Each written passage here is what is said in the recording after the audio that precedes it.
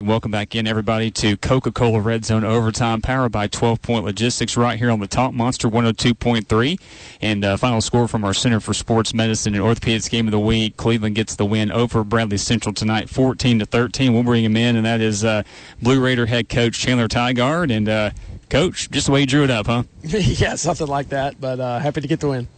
So, we've been with you twice this year, and we mentioned it off air. I mean, we're open for negotiations if you want to, if we can figure something out to come back more often. We need you to come to more games because we're doing really well when y'all show up. I like these Coke trophies, too, so the kids they're a big fan of those. Yeah, for sure. Justin. Yeah, beautiful trophy there, Coach. Great game, great win. So talk about ending the streak. Obviously, it's a big win to win the streak overall, but also it's kind of important on the season, getting this win at this point in the season. You kind of had a down streak the last couple weeks, and talk about getting the win, just what it means overall, beating Bradley, and then how it fits into your season this year. Well, it's a lot of high school football scheduling. So the last 3 weeks we've played powerhouse teams and teams with double, triple the roster numbers. So it's tough. So it's nice to play a team that's got a similar roster, dealing with similar situations. We got a lot of injuries. They got injuries. They had one of our quarterbacks, and then he didn't make it to this part. And then we had another receiver go down. On Wednesday practice, which changed almost everything. Real proud of our kids to overcome all that adversity and get the win. We are joined by Cleveland head football coach Chandler Tygard right here on Coca-Cola Red Zone Overtime, powered by 12 Point Logistics, right here on the Top Monster 102.3. And I think, obviously coming into this game, Coach, like you mentioned, you played 3 really good teams, 3 consecutive weeks. Bradley losing a lot from that team from last year. But you knew you were going to get their best shot, right? Being here, rivalry game, looking to continue their streak here. But kind of talk about just the mindset that your team was in this week, and just preparing for this, and knowing that they still, could control their own, the playoff destiny for sure, and just getting them ready for a big rivalry game like this. Well, some coaches try to, downplay the rivalry, say it's just like any other game, and all that jazz. We did the opposite. So we've been talking about this game for 365 days. This in Walker Valley. You can't change the program to where you're competing with the Beardens and Maryvilles in our region if you don't win your own county first. If you can't, keep the kids in your own backyard that want to go to your school. If you can't win the county, you can't show you're the best program in the county. It starts there, and then it takes time to then build the numbers up, hopefully, to where we can compete, at the more at the state level. So, Coach, you talk about, player goes down, you kind of have to rethink the Wildcat package, as it were.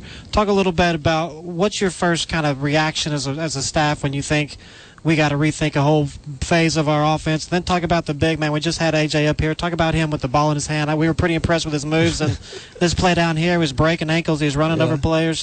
He's not the refrigerator Perry where he's 2 yards pounding people. But he's kind of dancing around a few people, too, out there. Yeah, I told him not to do that down there. He ended up making it work. But he's a special kid. He only practiced probably 5 snaps at quarterback. It wasn't the plan.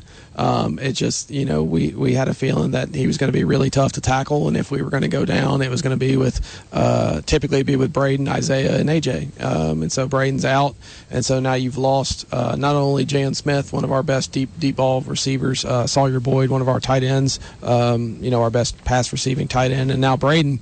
So then we had to have other receivers step up. Reggie Hubbard had a big, huge play, so we got the ball with 1:06 left.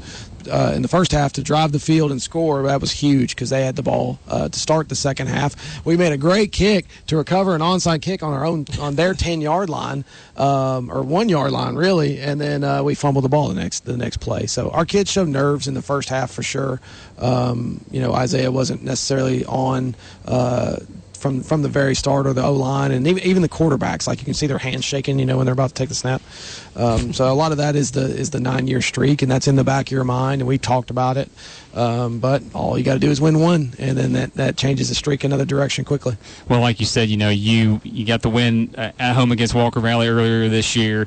This one tonight, the 50th meeting all time between these two schools. Like you mentioned, the streak was snapped For you personally, what does that mean to you? I guess not just this one, but going unbeaten against both Walker Valley and Bradley this year. Yeah, it's not as much on me personally. The Walker Valley one was really big for me personally, but this one, I mean, they do a great job. I got a lot of respect for Damon and their kids, and they fought so hard, and they're calling out plays that we run a lot, and they know it's happening before. I mean, they study film. They did a really good job, and we knew they would. And so it took a lot on our kids to try to overcome adversity. I thought we were the more disciplined team, so they had more. They probably had 3, 4, 5 personal fouls. We only had 1.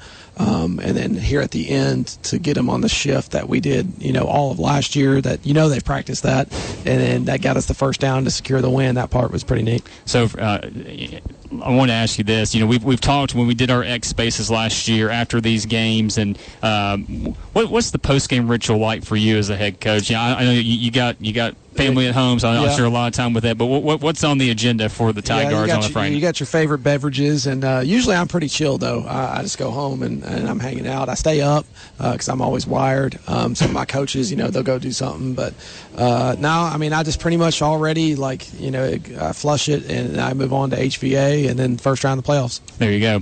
Well, Coach, I want to thank you for hanging around with us after the game and coming up here and talking with us again. Coach Chandler Tygard from the Cleveland Blue Raiders. Thanks for coming up here, man, and congrats on the win. Thanks, guys. Go Raiders.